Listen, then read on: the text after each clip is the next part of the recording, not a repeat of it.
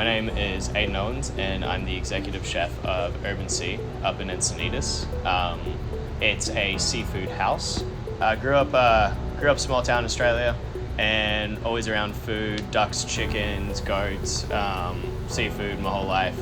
So I moved to America when I was 17, and I've always been in kitchens, putting myself through school.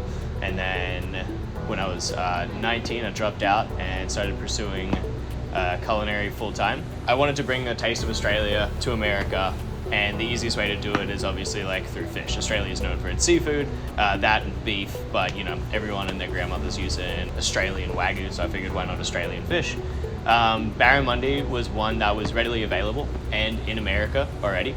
It's good product, it's flaky, it's hearty, it holds up, it's not overly fishy, so to the new consumer, you know, when people are trying to test out new fish, they're not going, oh, why is it so fishy, yada yada yada.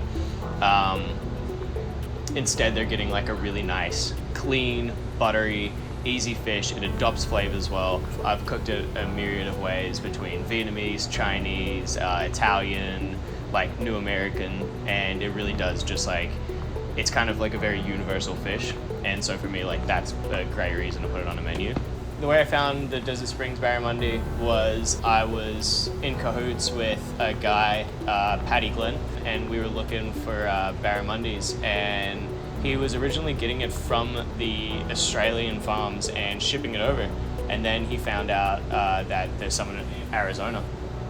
So initially I was getting the one from Australia, and he told me, hey, I've got these two guys in Arizona, they're doing barramundi, this, that, and the other thing. And I was like, oh, no, you know, like I want it from Australia, blah, blah, blah, blah. Then he tells me that it's the same guy, same product, same fish, and I was like, oh, well then I have no idea why we're not doing it. Brings me a sample in, great, same exact fish, beautiful, and it's only 2 hours away. So that made the decision a no-brainer, and we've decided to swap over, and you know, it's great. Like, shelf life on it is terrific, the quality of the product is terrific. It's just an all-around kind of a win for us. And I mean, it went from being, you know, we'd sell 6 a night to now we sell 32 a night, and you know, couldn't ask for a better turnout.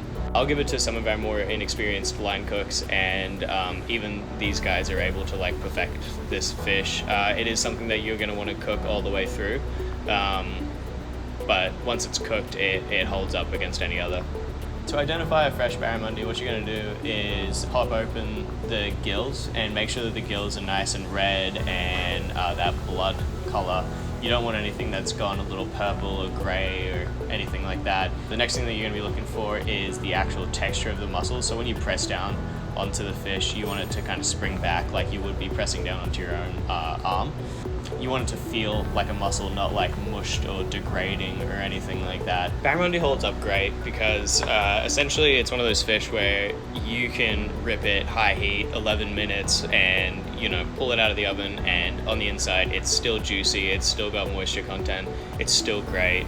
I have cooked it every way from steaming to poaching to searing to throwing it in the oven with a knob of butter, and it comes out great. So the best way I found to cook barramundi is get your pan screaming hot, throw a knob of your finest Wagyu fat in there, throw the fish in, and then you're going to want to press it down because the skin naturally wants to spring back on you. So as long as you're pressing it down for a good 20 seconds, you'll make great contact with the pan.